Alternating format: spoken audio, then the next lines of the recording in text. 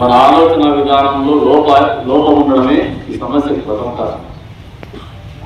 ఇందాక సోదరుడు చెప్పాడు, పవర్ రియల్ ఎస్టేట్ వేస్తే వెంచర్ వేస్తే అప్రూవల్ వచ్చేసరికి టైం పడుతుంది.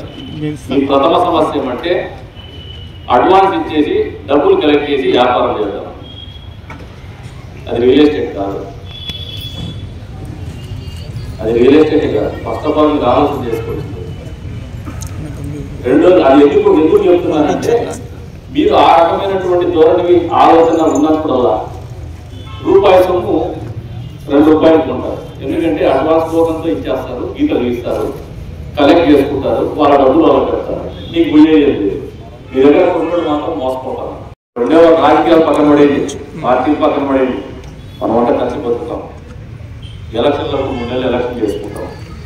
కానీ నాయకులుగా మాకున్నటువంటి కనీస ధర్మం ఏమంటే మన వాళ్ళు అందరి ముఖంలో సంతోషం ఉండాలా, అందరి ఇళ్లలో డబ్బు ఉండాలా, అందరూ బాగుపడాలా, అందరూ బాగా బతకాలనే ఆలోచన మాకు ఖచ్చితంగా ఉంది. వేరే వాళ్ళకు ఉందో లేదని నేను చెప్పను, ఎవరిని విమర్శించాను, నాకైతే ఉంది. అది లోపభూయితంగా మీలో ఉందనేది నా ఆరోపణ. మీరు తిప్పుకునే పర్వాలేదు. ఈ మాట మాట్లాడడానికి నాయకులు డబ్బు కాదు. ఎందుకంటే మళ్ళా ఎలక్షన్లు ఉంటాయి, మళ్ళా ఎలక్షన్లో ఓట్లు ఉంటాయి. ఎలక్షన్లు వేరు, ఓట్లు వేరు, ఊరు వేరు, మన జీవితం వేరు. మనం బాగా బతకాలం, ఆరోగ్యకరమైనటువంటి పరిస్థితుల్లో బతకాలం.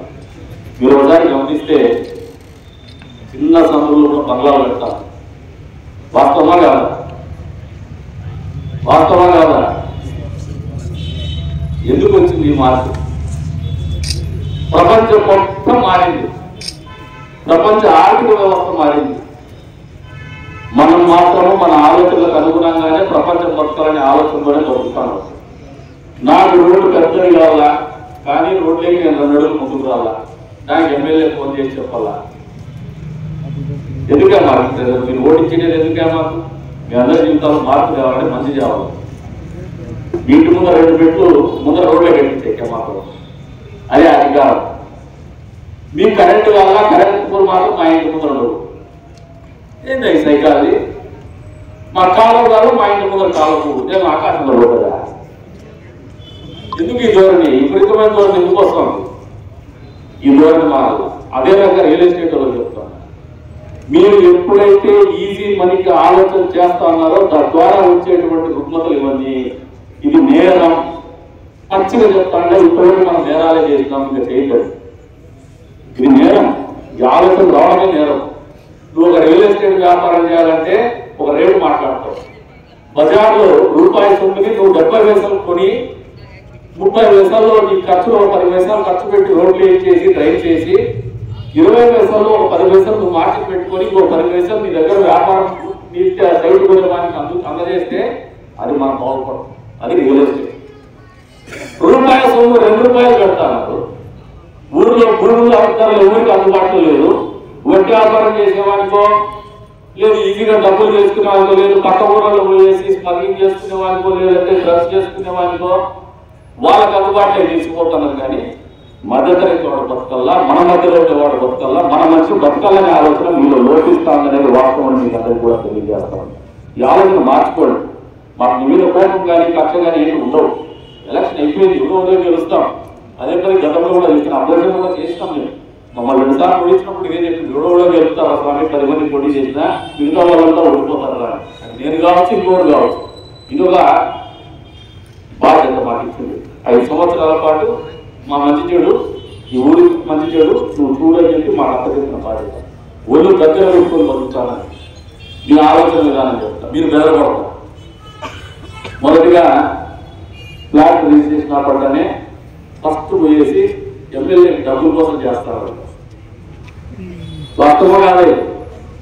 రెండోది రాజకీయంగా కక్ష పెట్టుకొని చేస్తారు. మూడోది ఈ ఊరిలోనే వేరే ఊరిలో ఉండదు. మతం పేరు నేను చెప్తాను. ఏం చేస్తుందా మతం ఏం చేస్తుందా? నాకు మతం కులం లేవు. ప్రతిగా చెప్తాను. నేను ఎప్పుడు మతాన్ని కులాన్ని నమ్మలా. మనిషిని నమ్ముతాను, మనిషి ఆలోచన నమ్ముతాను. మాకు ఎవరి మీద కోపం ఉండదు.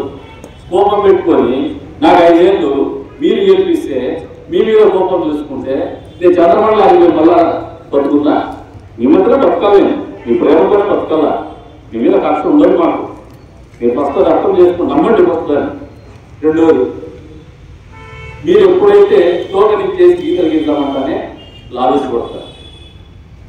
మీరు రూపాయి సొమ్ము 2 రూపాయలు కొట్టారు, రేట్లు పెంచుదామని చెప్పేసి రేట్లు పెరిగిపోతే అప్రూవల్ ఏమంటే ఎందుకు రేట్లు పెంచాము? 2 రూపాయలు కొని 2 రూపాయలు కొనద్దు.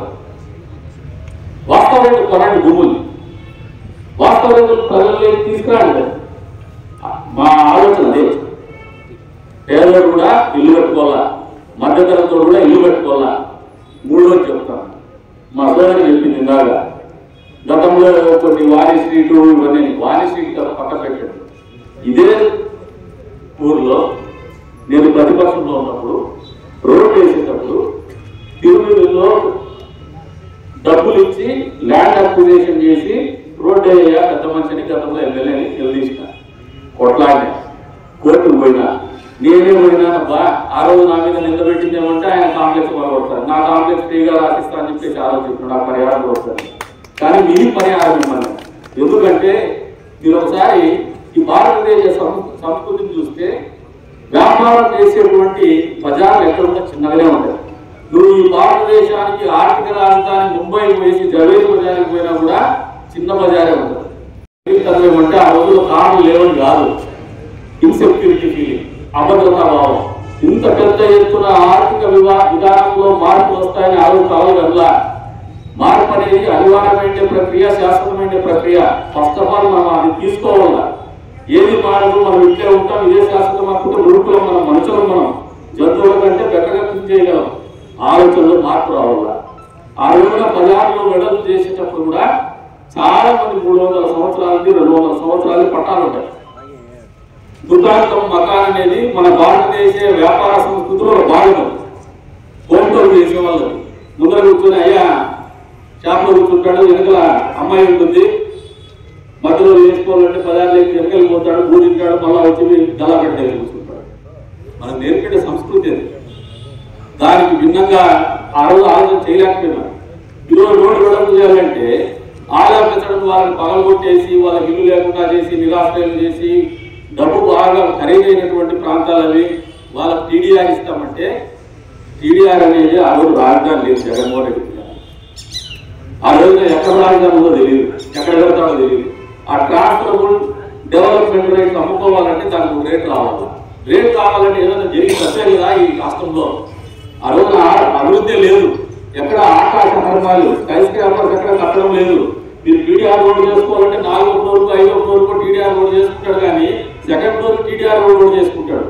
ఇవన్నీ నేను ఆ రోజు కొట్లాడితే రాజకీయంగా అభివృద్ధికి వ్యతిరేకమో అని చెప్పినారు. నేను ఎప్పుడు అభివృద్ధికి వ్యతిరేక, ఊరు మారయ్యా, ఇక్కడ పుట్టాను.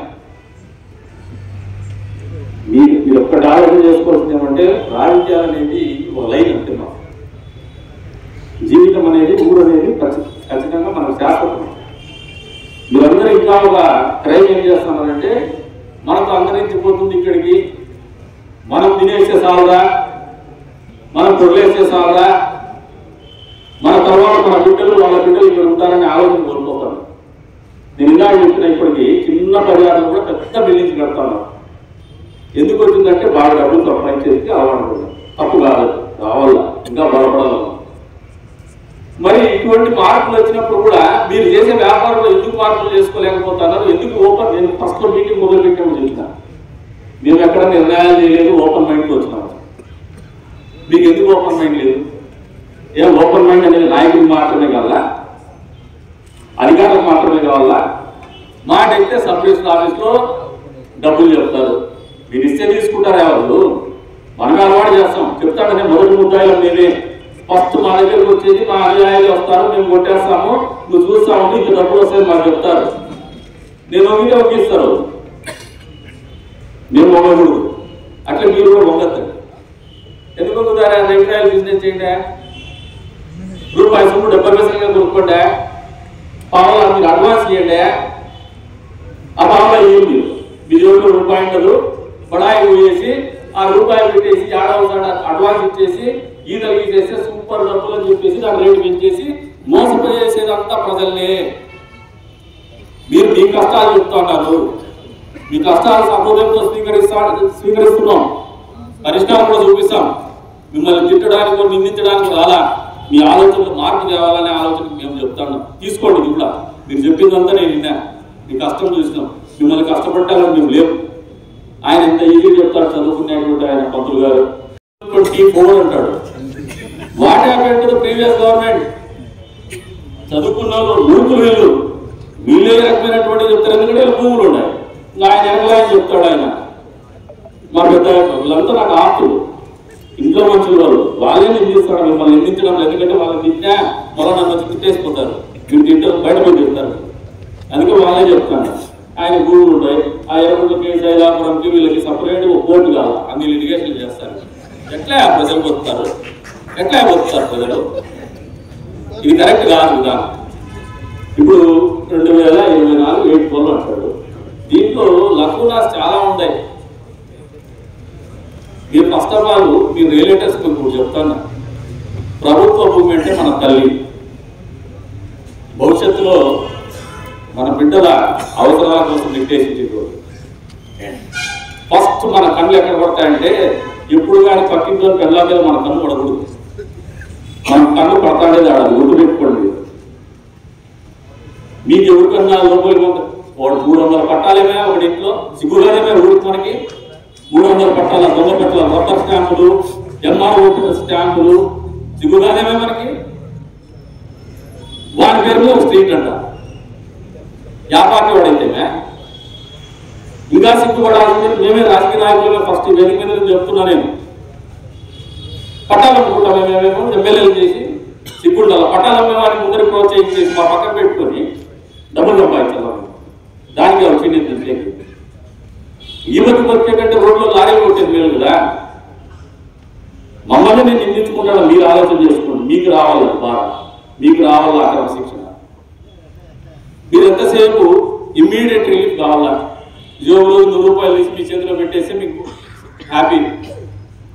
వ్యాపారం చేసేటప్పుడు వ్యాపారంలో మెలకువలు నేర్చుకోవాలి, వ్యాపారంలో ఉండే కష్ట నష్టాలు నేర్చుకోవాలి, నేర్పతనం రావాలా.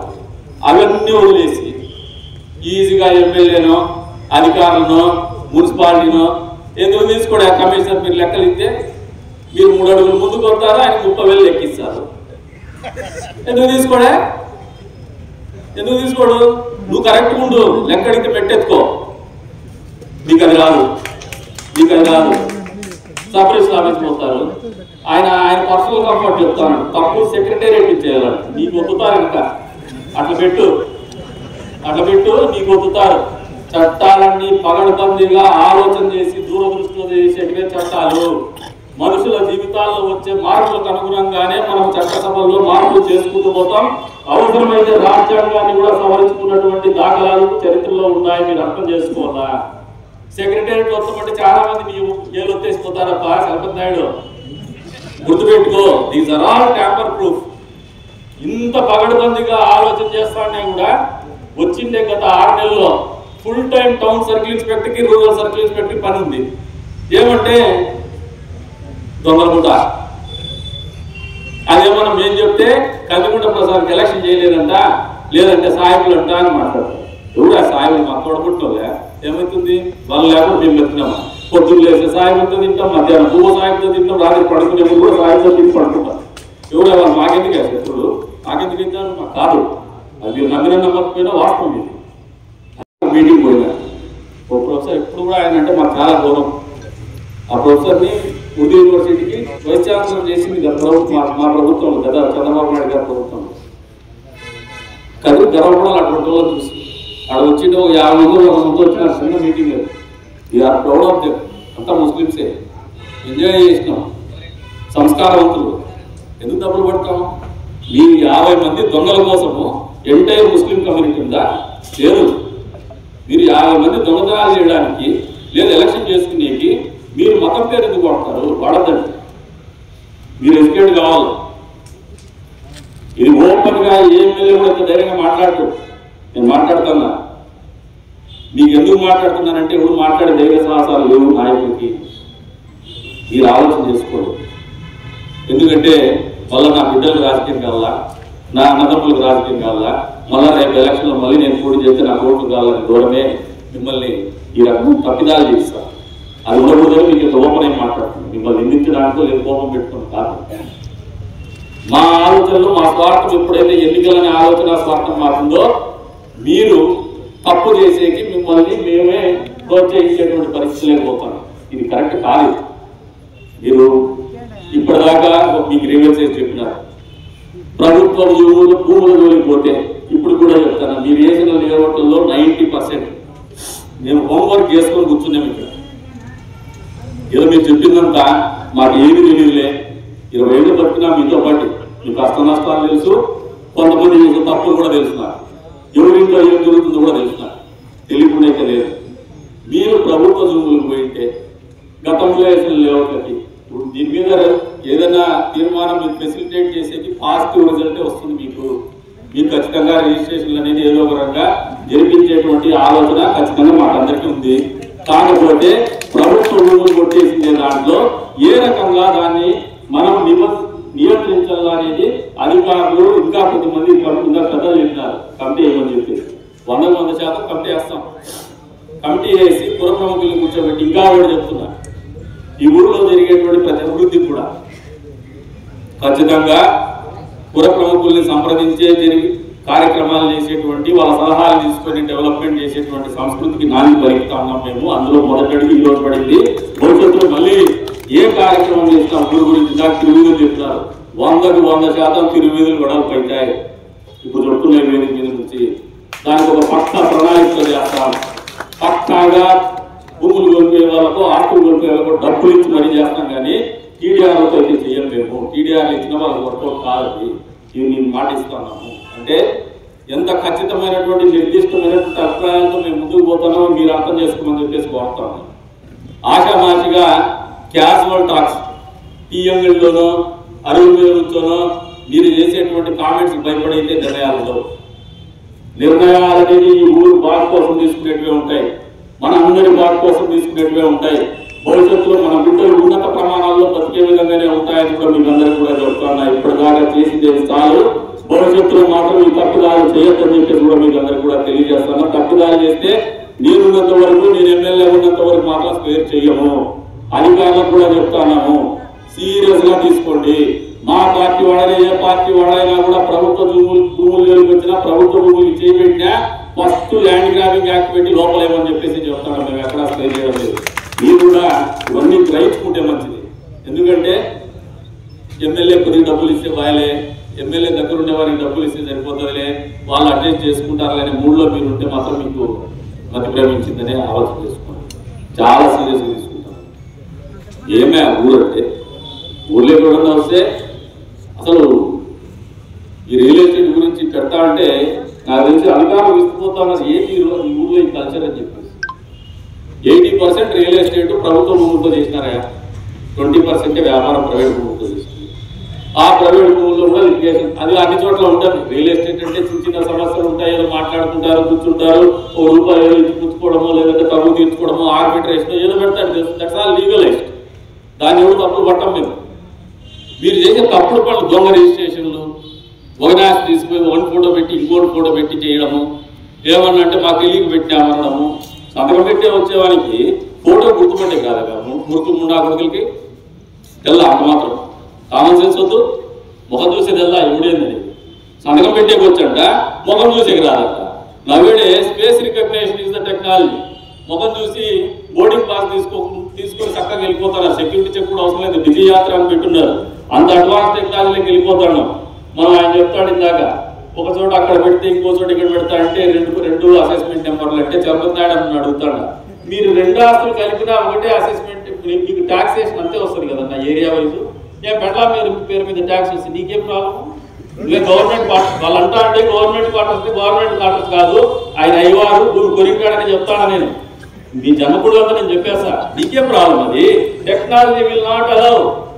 నీ పేరు మీద ఉండే భూమి నువ్వు పంపిస్తేనే అసెస్మెంట్కి టెక్నాలజీ తీసుకుంటుంది. ఆ టెక్నాలజీ తీసుకుంటేనే వాల్యుయేషన్ వస్తుంది, మన ఎఫిషియన్సీ లెవెల్ పెరుగుతుంది. పనిచేసేటువంటి 10 గంటలు పని చేస్తే 30 గంటలు అవుట్పుట్ ఇవ్వగలుగుతున్నాము. చదువుకున్నటువంటి వాళ్ళు మీరే ఇంత మూర్ఖంగా ఆలోచన చేస్తే వాళ్ళు అయిపోయేది. వాళ్ళందరూ ఈ ముద్రలో ఎక్కువ ఉంటారు. రియల్ ఎస్టేట్ ఈజీ మనీ దాంట్లోనే కనపడతాను. మీరు మారల్లా, మీరు ఇంకా వాళ్ళకి మోటివేట్ చేయాలి. కానీ మీరు ఇట్లా పోండి, మీకు అందరికీ చెప్తాను, సహృదయంతో చెప్తాను, ఈ వేదిక అనేది షో ఆఫ్ కోసం చేయలేము. గత 6 నెలలుగా నాకు వస్తున్నారు, రకరకాలుగా అప్రోచ్ అవుతాను. వాళ్ళందరూ ఫస్ట్లో బెదిరించి చెప్తేనే ఎమ్మెల్యేకి డబ్బులు ఇచ్చినామని చెప్తాను. ఒక ఆయనకైతే నేను ఆ మాట చెప్తాడంటే ఓపెన్గా ఫోన్ పెట్టుకొని మీడియా ముందర పెట్టుకొని ఫోన్ ఆన్ చేసి చెప్పిన. మీరందరూ ఈరోజు చెప్తున్నారు, మీరు నిలబడి నాకు ఫిర్యాదులు చెప్తున్నారు. 6 నెలలుగా చెప్తా అంటే ఈ రోజు వరకు ఆయన వచ్చేసి దాన్ని రెగ్యులరైజ్ చేసుకునే పాపాన్ని పోలే.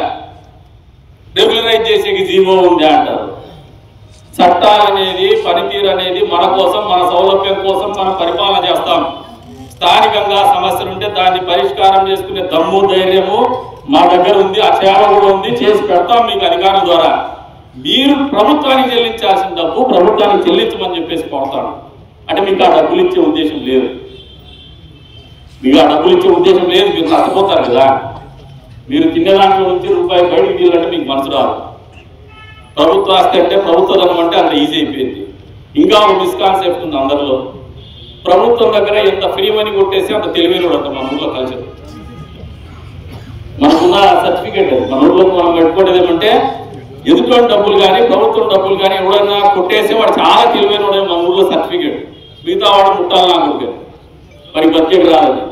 ఎందుకు వస్తుంది ఈ మిస్కాన్సెప్షన్ మనకి? ఈ రకమైన ధోరణి ఉంటే ఊరెట్లా బాగుపడుతుంది, నాగరికత ఎక్కడ వస్తుంది? మనకి రాదు. బాధ్యత లేకుండా బతుకుతాం మనం. కరెక్ట్ కాదు, మారాలి. రెండోది, ఇందాక చెప్తాను, రెగ్యులరైజేషన్లో గతంలో ఉండేటువంటి భూములని దానికి ఒక కమిటీ ఇస్తామని మేము చేస్తాము. దానికి కూడా మీకు ఇప్పుడు చెప్తాను, మీరు డబ్బులు కట్టకుండా మున్సిపాలిటీ కరెంట్ చేస్తా అంటే డీజిల్ బిల్లు డబ్బులు లేకపోతే ఎమ్మెల్యే నేను మా ఇంట్లో కప్పడుకున్నట్టు అడుగుతాడని ఆయన కోసము డీజిల్ 50 నెలలు ఇస్తాము, కరెంటు బిల్లు కట్ చేసి 50 నెలలు పెడతాము. ఇంత దౌర్భాగ్యమైన పరిస్థితిలో మన మున్సిపాలిటీ ఉంటే మీకు సిగ్గు, నాకు సిగ్గు. మొదటిగా సిగ్గుపడేది నేనే. మీకు సిగ్గు అనిపించడం లేదా? ఆడ మీకు బాధ్యత అనిపించడం లేదా? ఎందుకు బతకాలేమని మీ బతుకు? మనం కరెక్ట్గా ఒక లేఅవుట్, బయట ప్రాంతంలో భూమి కొనేటప్పుడు లేఅవుట్లో ఉంటే వాడు రోడ్లు వేస్తాడు, కాలువలు వేస్తాడు, కరెంటు కట్టేస్తాడు, మున్సిపాలిటీకి 2 రూపాయలు డబ్బులు కడతాడు. ఆర్థికంగా అది బలం ఉంటే మనం బలం ఉంటాం, మన ఊరు బలం ఉంటుంది. ఇది ఎందుకు అర్థం కావడం లేదు మీకు ఎవరికి? మున్సిపాలిటీకి డబ్బు కట్టాలంటే ఏదో వేరే వారికి డబ్బులు కట్టేట్టు ఎందుకు అంత బాధ్యత రైతాక ఎందుకు ఆలోచన చేస్తాను? ఇల్లు కడతాను, ఇట్స్ ఎమోషనల్ బాండింగ్. భూమి అన్నా ఇల్లు అన్నా ఒక ఎమోషనల్ అటాచ్మెంట్. అది లైఫ్లో ఒకేసారి పెళ్లి చేసుకుంటాం, లైఫ్లో 1-2 సార్లు ఇల్లు కట్టచ్చు. శివకార్యం లేదంటే ఒకసారి ఇల్లు కడతాం. కట్టేటప్పుడు పక్కదానికి దాంట్లో పోతే మన గూడయ్యాది. అక్కడికి పోయినాక ప్రశాంతంగా ఉండాలి మనం. ఎవడు ఫోన్ చేస్తాడు? చాలా మందికి ఈ మధ్యలో 6 నెలల నుంచి ఇంకా కొంతమందికి రాత్రిలో ఫోన్ వస్తే, స్టేషన్ నుంచి ఫోన్ వస్తే నిద్ర రావడం లేదంట, భయపడతాను. ఎందుకు అంత భయం? మీరు తప్పు చేయకపోతే ఎందుకే భయము? ఆర్ఎంపీ రోడ్లలో ఇల్లు కడతారు. ప్రభుత్వం అనేది మాకు అధికారం ఇచ్చిండేది మేము ఆస్తులు సంపాదించడానికి కాదు, మీ ఆస్తులు కాపాడటానికి, మీ ఆలోచనలు మీకు మంచి జీవితాన్ని ఇవ్వడానికి కానీ మా ఆస్తులు కాపాడుకోవడానికి, మేము ఆస్తులు పెట్టుకోవడానికి కాదు. మాకు ఆ క్లారిటీ ఉంది. మీకు ఇంత భయం ఎందుకు వస్తుందంటే తప్పు చేసినారు. తప్పు చేయడం ఎందుకు? అడుసు తొక్కనేలా, కాలు గడవనేలా? ఎందుకు బురద దొక్కుతారు, కాళ్ళు దొరుకుతారా? ఎందుకు దొరుకుతారా? బురద తొక్కద్దు, పక్క తప్పించుకుని పో. మీరందరూ కూడా ఆలోచన చేసుకుంటారు. మారండి. మీకు ఇప్పటిదాకా ఉన్న కష్టాలు, మీ కష్టాల నుంచి ఆ రిజిస్ట్రేషన్ వరకు ఏ రకంగా చేయాలో చెప్పినారు కదా. ఈ కమిటీ వేసుకుని వాటిలో మళ్ళీ ఆదివారం కూడా మీటింగ్ పెడతాము, ఇదే మీరు చెప్తాము. ఒక పరిష్కారము మీకైతే ఇస్తాము. రిజిస్ట్రేషన్ కూడా జరిగే రకంగానే పరిష్కారం ఇస్తాము, నెగిటివ్గా అయితే ఏమో. కాకపోతే మీరు ఇంతే కదా అనే ధోరణికి వస్తే మాత్రము, వచ్చే రోజుల్లో మాత్రం మీరు మారకపోతే మాత్రం ఇంకా 4.5 సంవత్సరం టైం ఏదన్నా వాళ్ళు చెప్పుకుంటూ అన్నారు. వేరే పార్టీ వాళ్ళు జమిలీ ఎలక్షన్లు వస్తాయి, 27 రావు, 28 రావు, 5 ఏళ్ళు అవుతాం. వేరే వరి కాదు. ఇంకా వేరే స్థాయిలో కూడా ఓడుతుంది, వేరే స్థాయి కూడా ఎదగలుగుతుంది. ఖచ్చితంగా ఉంటాం. మీరు తప్పు చేస్తే మాత్రం ఇస్తామని మాత్రం కలవదు. ప్రభుత్వ భూములు జోలికి వస్తే మాత్రము ఖచ్చితంగా జైలు పోక తప్పదు. ఎవరి గురించి మీకు అందరికీ కూడా చెప్తున్నా, తస్మా జాగ్రత్త. ప్రభుత్వ భూమి ఎక్కడన్నా ముట్టుకున్నా, వంటపడ భూములు ముట్టుకున్నా, వాటర్ బాడీస్ ముట్టుకున్నా, ఎన్ఓసీలే 20 ఎకరాలు 30 ఎకరాలు గుట్టలు తెచ్చుకున్నారా? ఎక్కడ తెస్తారా ఎన్ఓసీలు? ఎట్లా వస్తాయా మీరు? కొన్ని డబ్బులు ఇస్తారా, తెచ్చుకుంటారు. నేను భవిష్యత్తులో ఇంజనీరింగ్ కాలేజ్ రావాలంటే మనం పోయి అడిగినా, ఇంజనీరింగ్ కాలేజ్ కావాలి, భూమి ఉందా? దక్షిణం ఇస్తాం భూమి. ఇట్లా భూములు కొట్టేస్తే మొత్తం ఇంజనీరింగ్ కాలేజ్ కావాలన్నా లేదంటే ఇంకొక కాలేజ్ కావాలన్నా భూములు కూడా ఉండవా ఆ ప్రభుత్వ భూములు వాళ్ళు ఇప్పుడు 10 ఇయర్లుగా మన భూములు లేకపోతే ఏం చేస్తారు నెక్కులు పెట్టుకుంటారు ఏమన్నా ఆలోచన చేయండి మీరు మారడి కొద్దిగా మీరు అందరూ కూడా మళ్ళీ చెప్తాను పిలవంగానే వచ్చినారు మీ అభిప్రాయాలు చెప్పినారు మేము కూడా ఓపెన్ మైండ్ ఇచ్చినాం ఈ సమస్యలన్నీ మాకు తెలిసిందేదే కాకపోతే there should be some checks and balances just like that మిమ్మల్ని అలౌ చేస్తే రేపటి నుంచి జరిగేది ఏమంటే ఎంఆర్ఓ గారికి ఫుల్ పుష్కలంగా క్యాష్ ఇస్తారు కమిషనర్ గారికి ఫుల్ పుష్కలంగా క్యాష్ ఇస్తారు సబ్ రిజిస్ట్రార్ గారికి ఫుల్ పుష్కలంగా క్యాష్ ఇస్తారు వాళ్ళు తీసుకుంటారు లేదు నాకైతే తెలియదు కానీ ఒకవేళ తీసుకోకపోయినా మీరే కన్వీన్ చేసి జోబులో పెట్టడం ఏదో చేస్తారు మళ్ళీ కంటు మొదటిగా వస్తుంది వాళ్ళకు కూడా చెప్తున్నారు దీన్ని మేము ఆశానాశిగా ఆలోచన చేయడం లేదు ఒక సుపరిపాలన అనేది చంద్రబాబు నాయుడు గారి ఆలోచన ఈ ప్రభుత్వం యొక్క ఆలోచన ఎక్కడ కూడా తప్పు చేయని మీరు కూడా ఆలోచన చేసుకోండి సంపాదించుకోవడానికి సక్రమమైనటువంటి వ్యాపారం చేయండి అక్రమ మార్గాల్లో ఆలోచన చేయించండి మీరు వ్యాపారం చేసేటప్పుడు మీకు ఇప్పుడు మళ్ళీ చెప్తున్నా మీరు టోకెన్ అడ్వాన్స్తో భూములు కొనాలన్నప్పుడు రేట్లు పెరుగుతాయి అది వాస్తవంగా మీరు విజ్ఞత వదిలేస్తానని నేను మాట్లాడిన మాటలు వాస్తవం కాదని మీరు విజ్ఞత వదిలేస్తాను టేబుల్ మీద డబ్బులు పెట్టి పావలా భాగం డబ్బులు పెట్టి అగ్రిమెంట్ చేసుకుని నేను భూమి కొంటా అంటే రెంట్ తగ్గుతాడు 3 నెలల లోపల 6 నెలల లోపల డబ్బులు కడతా అని చెప్పి అగ్రిమెంట్ చేసుకుని ఎందుకు తగ్గడు తగ్గుతాడు మీరు మంచి లేఅవుట్ చేయండి బాగా ఎదగండి పెద్ద బిల్డర్స్ ఎదగండి వచ్చే రోజుల్లో బీసీ సెంటర్ల మీద చాలా పొటెన్షియల్ ఉంటుంది ఈ రాష్ట్రంలో ఎదగండి వ్యాపారం చేయండి ఊళ్ళో కొత్త డబ్బు రానియండి భవన నిర్మాణ కార్మికులకి ఉపాధి ఉండనియండి మీ దగ్గర రియల్ ఎస్టేట్ బ్రోకర్లు ఉండే వాళ్ళకి నా డబ్బులు రానియండి ఎక్కడ తప్పు కాదు but let it be organised ఒక సక్రమమైనటువంటి పద్ధతుల్లో చేయండి అంతేగాని మేము ఏం చేసినా ఎమ్మెల్యేలు భయపడిపోవాలా రాజకీయ నాయకులు భయపడిపోవాలా అధికారులకు డబ్బులు ఇచ్చేస్తాం లేదంటే అధికారులను బెదిరిస్తాం అంటే మాత్రము ఈ ప్రభుత్వంలో జరగదు కుదరదు అని ఖచ్చితంగా కుండ బద్దలు కొట్టినట్టు మీకు అందరికీ స్పష్టం చేస్తాము మీకు ఇప్పుడు పరిష్కారం ఏమీ చెప్పలేదు అనుకోండి పరిష్కారం 100%